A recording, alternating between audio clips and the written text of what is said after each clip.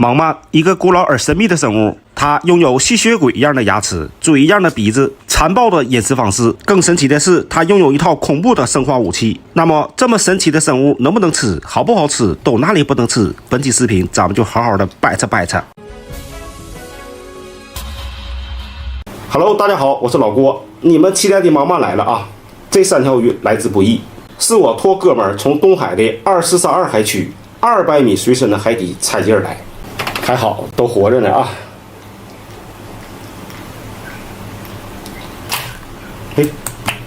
哎，动了！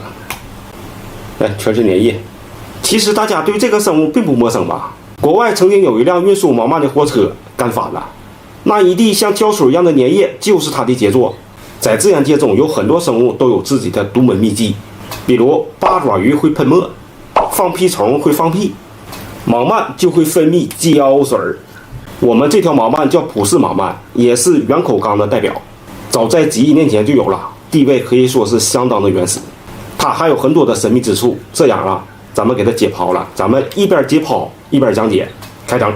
盲鳗属海底穴居型动物，它之所以称之为盲鳗，就是因为没有视力。很多人认为它没有眼睛，其实是有眼睛的，只不过埋藏在皮肤的下面，接近于退化的边缘。虽然没什么视力，但眼部的皮肤是透明的，还是可以感知一些微弱的光源。视觉虽然退化，但嗅觉和触觉却相当的发达。来，往这儿看，很多人认为这是它的嘴，不是的，这是它的鼻子。在鼻子的周围长有6对的触须，它真正的嘴在这儿呢。没有上下颌，牙齿是长在可自由伸缩的一对软骨骨板上，呈梳子状角质结构。你们看着感觉很恐怖，其实一点都不锋利，放心，不会咬到你的手。但是进食方式相当的残暴，你瞅瞅这条死鱼，这是被完美掏缸了。它的皮肤光滑无鳞，鱼鳍只有尾部这一点点，小屁屁就在这个位置。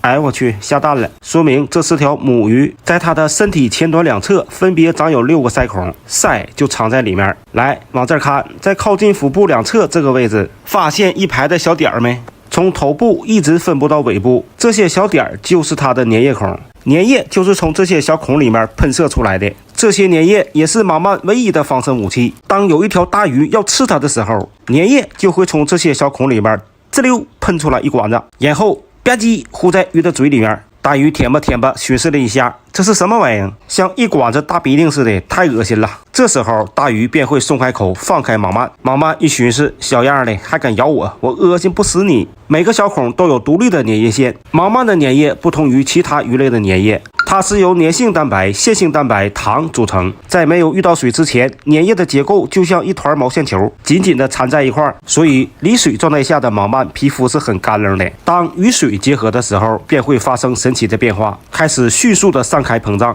不到1秒，体积便会膨胀到原来的10000倍。其原理就是被散开的线性蛋白相互缠绕，形成一个网，然后再与粘液中的粘性蛋白相互结合，网孔就会被粘得越来越小，小到足以兜住水。所以我们在水中拿起盲鳗，盲鳗感受到有危险，喷射粘液，拿出来的同时，水也被兜在了网上，就像是胶水一样。完了，我这鱼缸的水废了。当把这些粘液中的水排掉，我们就能看到这些网状的细丝。来，我们看一下它的内部特征。开泡，全是鱼蛋呐！大家看它的蛋像不像蛇蛋？这一窝能有100多个。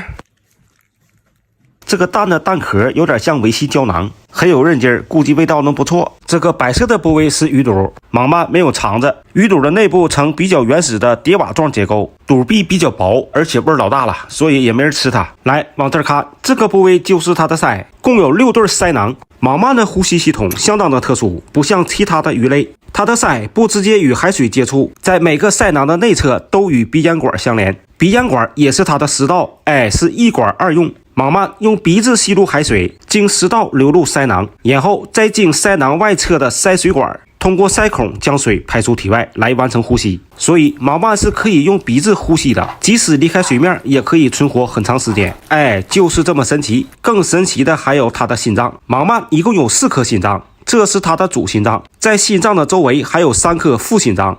仔细看，1颗、2颗、3颗。由于毛鳗的心脏较小，血压很低，单靠一个心脏是完成不了血液循环的，所以多了3颗副心脏，起到一个加压的作用。这2个部位每个人都知道吧？鱼肝和鱼胆。鱼肝的脂肪含量不是很高，口感会很肉道。来，往这儿看，重点来了。很多人不知道这个部位是干啥的。这个部位是毛鳗身上最好吃的一个部位，相当于鱼的脸颊肉，是毛鳗嘴的收缩肌，共有2块肌肉组成。内侧的肌肉与牙相连，它的嘴能够自由的伸缩，靠的就是这块肌肉。外侧的肌肉与口腔软骨相连，因为它没有上下颌，这2块肌肉也起到了上下颌的作用，特别发达。这是它退化后的眼睛。毛鳗有一条非常柔软的脊骨，但不是脊椎的结构，身体的柔韧性非常好，这也使得它能够无孔不入。好了，那么毛鳗怎么做好吃呢？韩国人的吃法很野性，直接火烧，我觉得这个吃法太过残忍，还是得提前处理一下。上路后的毛鳗去头去内脏，首先把皮扒了，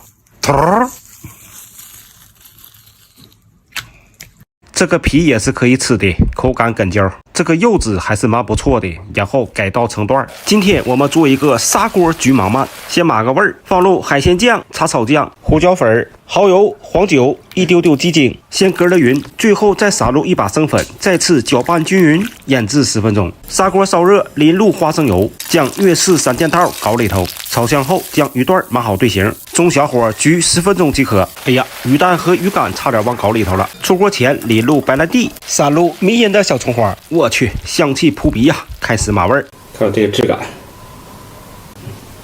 闻起来哈，嘎嘎香。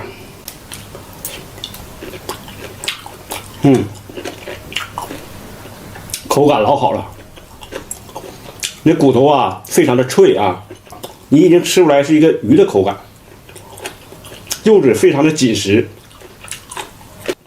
尤其是脆骨那块的啊，嚼起来非常有意思，嘎吱嘎吱的，绝了啊！这个部位就是嘴的这个伸缩肌啊，看，它又是一个不同的口感。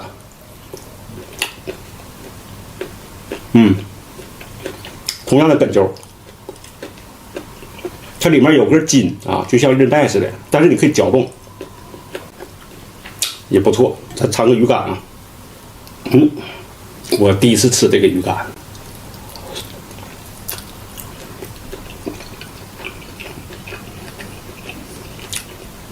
鱼肝说实话不咋地啊，一点也不香。没有什么味儿啊，它不像安康鱼的鱼肝啊，你吃起来特别的糯，油脂丰富，越嚼越香。它这个就是没什么感觉，鱼肝不推荐。哎，还有个鱼蛋，最后再插一个鱼蛋啊，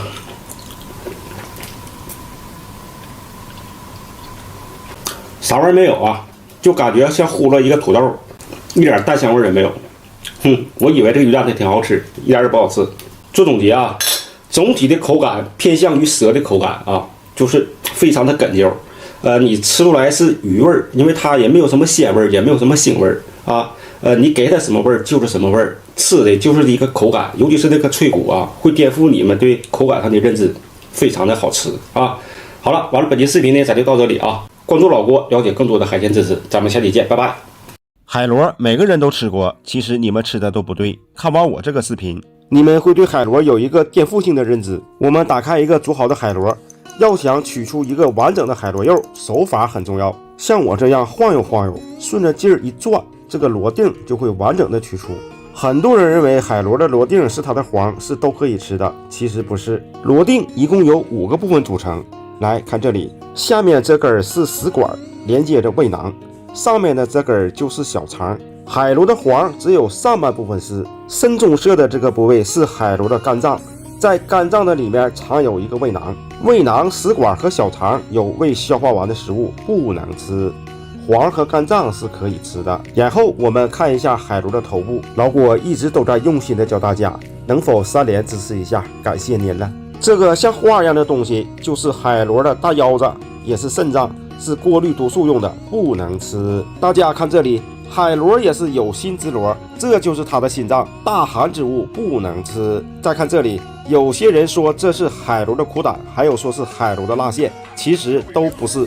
这个部位叫海螺的鳃下腺，也是生殖腺，会分泌很多的粘液，吃多了容易穿呐，所以不能吃。下面这个一丝一丝的东西就是海螺的鳃，是用来呼吸和过滤海水用的，会有很多的泥沙，不能吃。这个像嘎叽窝一样的东西叫嗅检器，是用来探测海水的盐度和温度用的，不能吃。这个大肚腩里面的东西，咱们打开它看一下啊。这条绿色的东西就是大肠，前端连接着肛门，里面都是奥利给，不能吃。很多人认为这是海螺的肝脏，不是的啊，这叫消化腺，非常的腥，含嘌呤，咬上一口粘你一板牙，不能吃。重点来了，很多人吃海螺的时候吃多了感觉到迷糊、上头、恶心，就是因为这个部位，这个黄色的东西叫唾液腺，会分泌一种麻痹神经的毒素叫四甲胺，是用来消化食物用的，所以千万不能吃。来，有谁是第一次见到海螺的这个部位？一般情况下都是藏在肉里面，这就是海螺的嘴，也叫齿舌。打开一看，里面还有一个小舌头，这是可以吃的，口感梗啾啾的，很有嚼劲儿。好了，那么怎样去区分海螺的公母？看这里，小裙子一周开，我的天哪，一根长长的带个钩一样的东西，这就是公海螺的加油枪。如果没有，就是母海螺。最后把这个大角嘴盖子去掉，所以我们能吃的就是这个海螺的头部和腚部。这时肯定会有人问了，去掉这么多东西还剩啥了？来看。这就是去掉的东西，有谁想要的话，我送给你。这期就讲到这里，下期想听啥，告诉我，3连走起安排。